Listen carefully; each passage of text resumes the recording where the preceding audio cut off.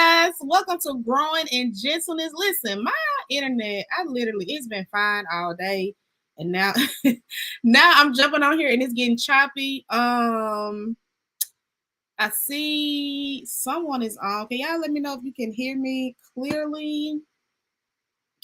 Okay, I'm gonna try to stay on. We'll see what happens. We'll see what happens. But again, welcome to Growing in Gentleness, a weekly conversation, let me slow that down, a weekly conversation for the gentle and not so gentle parent or caregiver. I am Elise, and I'm jumping in really quick today. Just to share a little bit of something I was recently reminded of why these type of conversations, why this work is so important. So if you guys are here with me live, let me know. And if you are catching the replay, hashtag replay, so I can know that you tuned in. But as I said I think I said in the caption, is that it was titled "Why Punishment is Not the Answer, Why Punishment is Never the Answer." If you are from where I'm from, you already know what is being discussed, what is the heavy on so many people's hearts right now. And like I said, even from afar, definitely feeling that. And even I'm not focusing on that situation per se, but that situation did remind me of some truths that I want to talk about a little bit today, again, around the topic of why punishment is never the answer. And today I do want to specifically talk to educators. Today I specifically want to talk to school leaders, administration, just in general across the board, anyone, anywhere who is leading schools. Like my heart is heavy today, just around the topic of, again, school leaders, and when it comes to this conversation of punishment. So if you have been following me for any amount of time, then you know. Is this? That is. I'm sorry. I'm making sure that this is. Let me get this off the screen. To make sure that's not interrupted. Okay. If you have been following for any amount of time, and y'all let me know if y'all here. I see somebody here. Let me know who you are. But again, if you have been following for any amount of time, you probably have heard me talk about the difference between discipline and punishment. And I just think it is just so unfortunate that we have created systems and cultures within the education system as a whole that is so focused on punishment that we miss opportunities to discipline. Like, it is so unfortunate and it's so concerning, to be honest. And so for those who may not be aware, again, you may have heard me talk about before, just in general, when we talk about discipline versus punishment, okay? Punishment literally says, I'm going to make you pay for behavior, right? I'm going to make you pay for a mistake. I'm going to make you pay for what you have done. Discipline, on the other hand, is about helping someone learn from their behaviors, helping them learn from their mistakes in a way that it empowers them with the tools to make a different decision next time. And again, just with so many different conversations that have been happening, it has just been a reminder for me of why this work is so important. Because again, we have created an entire educational system across the board, right? In so many different places where kids are being punished instead of disciplined. And we are seeing the impacts of that inside of our communities. And it is so unfortunate. And so my question today becomes, like, how do we get back? Actually, I know the answer to the how. The question I guess I have for school leaders and administrators is, why are we not disciplining kids? Because again, that means to empower them, to equip them with the tools to make a better decision next time. And so I was talking to someone recently, and I was thinking back to a situation of a particular student incident that came to mind. So for those who do not know, I am a lifelong educator. Was a part of the educational system for a very long time as a school social worker. And within that capacity, I had amazing colleagues, amazing leaders. And I also know that I ruffled some feathers at different points throughout my career. And this is why. I was that person who was constantly screaming and advocating that, like, can our discipline make sense? That's all I'm asking. Can our discipline make sense? Because if we are just kicking kids out of school, if we are just sending them home for every little behavior, like what are they actually learning? And I remember in particular, and I may have shared this on here before. I'm really not sure. I don't remember. But if so, I'm gonna share it again. But I remember a particular student situation. This one always stands out to me because just like it was so powerful on so many different levels. So this particular student scenario, there were two young ladies who were reported to have been setting, yeah, I cannot make this stuff up. They were setting a menstrual pad on fire in the back of the classroom. Yes. They were setting a menstrual pad on fire in the back of the classroom, and some other students had reported it. And so fast forward, conversations were being held around like what should happen to these young ladies. And of course it came up, well, send them home for X amount of days and boom, like problem solved. And I'm like, no, like, no, that actually does not solve the problem at all. And so anywho, through a number of conversations, I decided that I was going to take these young ladies on. Everybody else got on board as well, that I was going to take these young ladies on to make sure they were disciplined for this situation. Again, discipline means to teach, okay? And so with this situation, what happened was I rearranged their schedule. And so basically any non-academic blocks they had, we rearranged their schedule. So during that time, they were going to either spend it with me or another adult that I assigned them to. And throughout that time, they were going to be working and reading. Now, when I say working, I'm not talking about busy work. There will be punishment. To have somebody repeat, I will not do this 1,000 times, there will be punishment. Again, we're trying to discipline, not make them pay for their mistake, but to help them learn from that mistake or that behavior that they did, right? And so when they were with me as their schedule was changed, this is actually a picture of them. I had prepared some articles, different articles that I found, not just in different states, but also in different countries, that kind of outline what happened in different scenarios with kids who were playing in fire. And so these two young ladies, they read these articles. They had questions to answer on these articles, and then we would discuss it, okay? Then another part of their plan was not only did they read these various articles, answer questions about them, and have a discussion, but then they actually had to write a report. And in this report, they talked about what they learned. They also talked about their takeaways, things that they did not know to be true at first, and then tied it all back to the core values of the school. They were able to identify what core values they did not display in their behaviors, and then what would they look like moving forward. And then this was my favorite part, y'all. Not only did they do these things, do the reports, have high-level discussions on it, be able to connect it to their behaviors and learn new things. But then what we did was we gathered a group of peers together. Okay. And so these peers across different grades came together, and these two young ladies presented in front of their peers their report on what they learned, the process they had gone through, the things they were taking away, the core values they wanted to start displaying. And those peers, they listened, they asked questions, they engaged those students as if they were some adults talking to some students, and it was so beautiful. I just want to show some. Let me not show that. Oh, no. Let me show this. Hold on. Let me show this.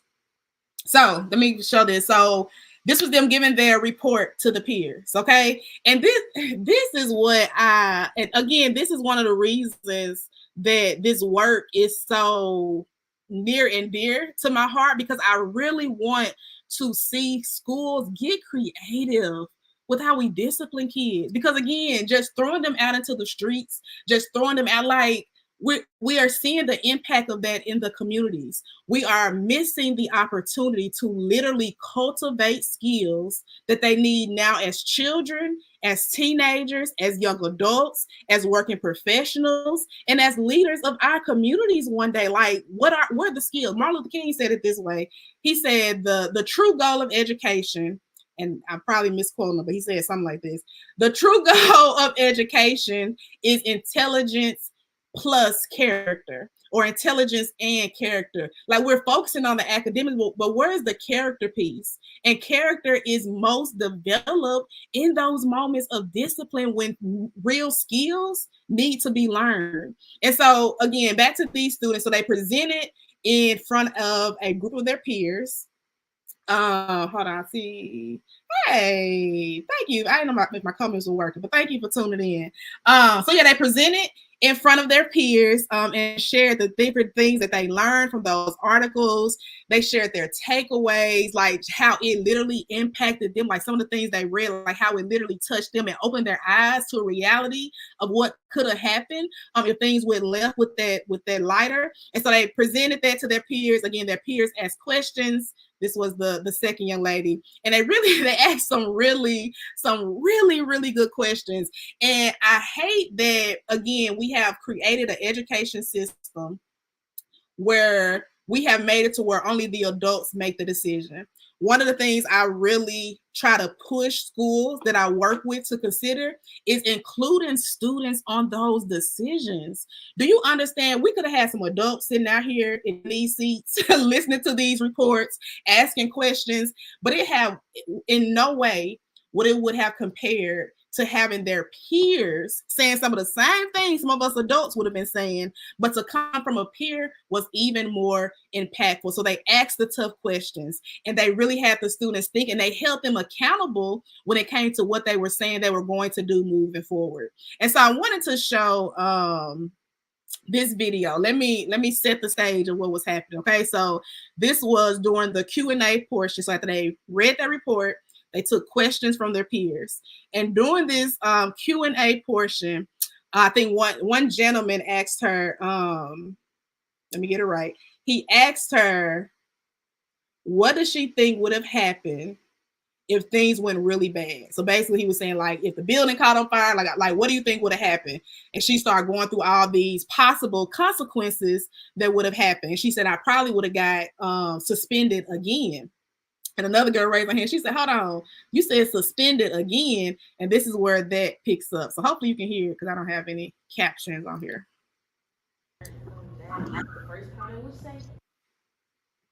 Let me run it back. Hold on. Okay, so again, that's where it's picking up at.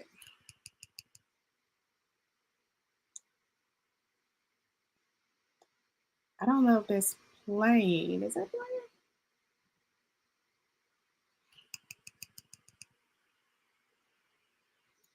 I'm not hearing anything. Can y'all hear that for those who are on right now? Because I see that it's playing, but I don't hear anything. Y'all let me know if y'all can hear that.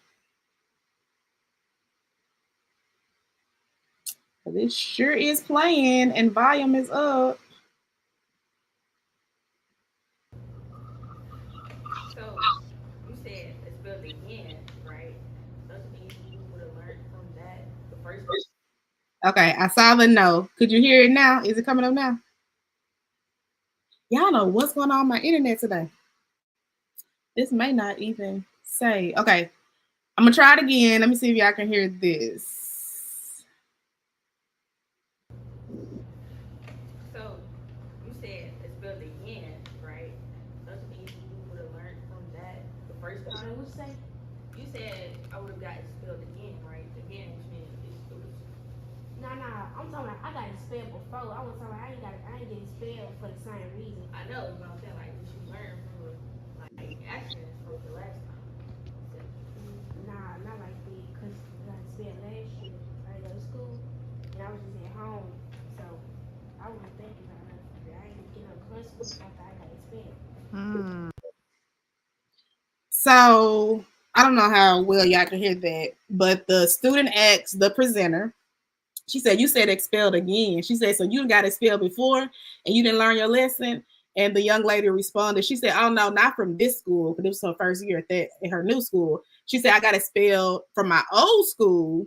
And she was like, but you didn't learn no lesson from that? She was like, no. She was like, I didn't really have no consequences. I was sent home. She was like, but I really didn't learn nothing.